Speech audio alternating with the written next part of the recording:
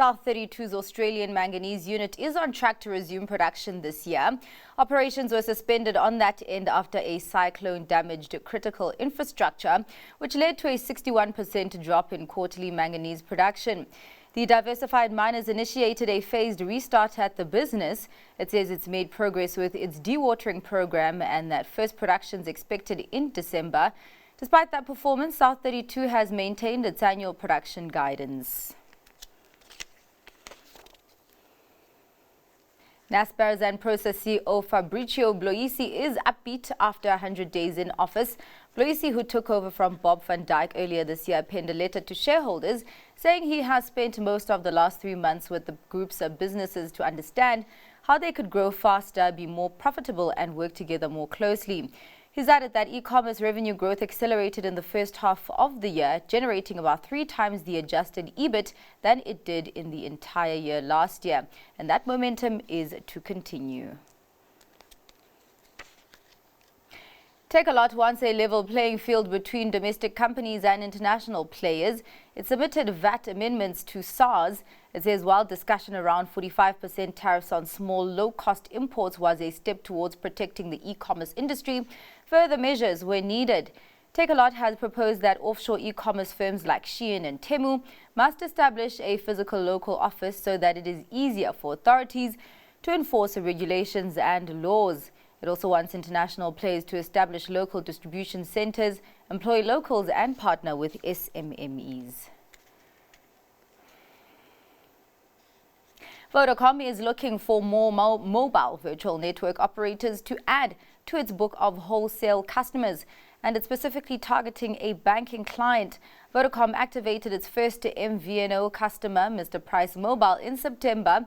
MVNOs are usually businesses that are not in the telecom sector, and they lease network infrastructure from mobile operators to sell data and voice services to their customers. MVNOs make up about 2% of total mobile subscribers in SA. Tiger Brands, meanwhile, has called for partnerships with local farmers to combat food security challenges and decrease a dependence on imported raw materials. It's pointed to white beans and wheat in particular, which are critical for its bread and baked goods production.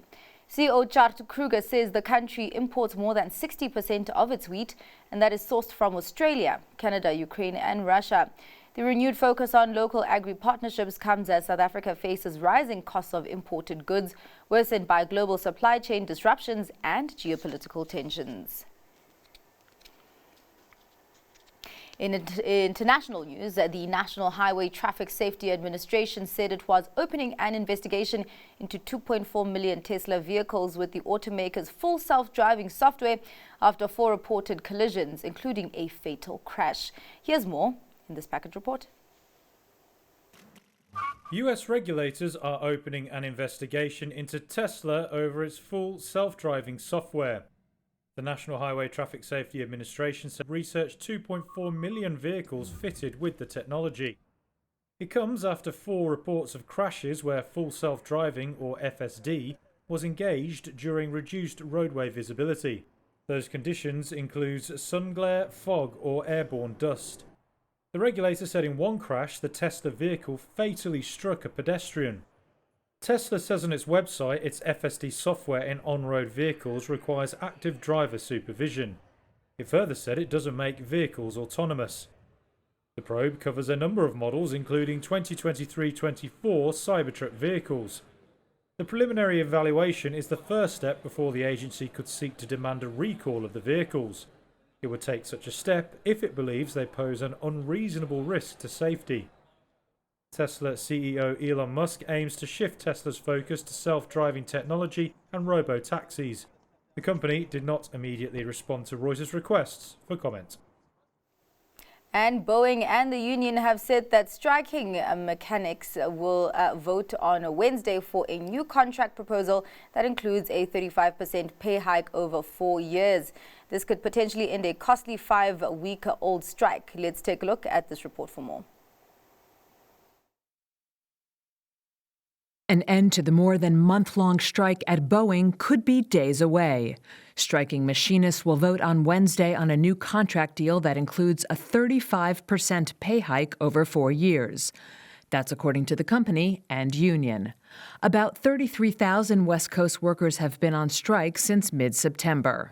The International Association of Machinists and Aerospace Workers Local 751 said on social media it had received a proposal from Boeing that is worthy of consideration by its members, with help from acting U.S. Secretary of Labor Julie Su.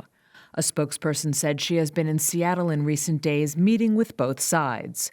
The union had been seeking a 40% pay hike and restoration of a defined benefit pension. The union said the plane maker's latest offer includes a $7,000 ratification bonus, reinstated incentive plan, and enhanced contributions to workers' 401k retirement plans. Boeing said it looks forward to its employees voting on the proposal. But there is no guarantee workers will approve it. In September, nearly 95% of the striking machinists rejected Boeing's contract offer of a 25% pay rise over 4 years that had been endorsed by union officials, prompting the strike. The work stoppage has halted production of Boeing's best-selling 737 MAX and its 767 and 777 wide-bodies.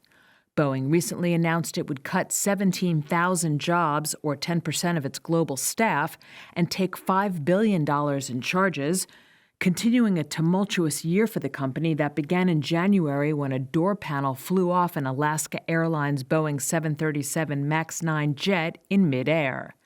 To help shore up its finances, Boeing also recently announced a window for up to $25 billion in stock and debt offerings over the next 3 years, as well as a $10 billion credit agreement.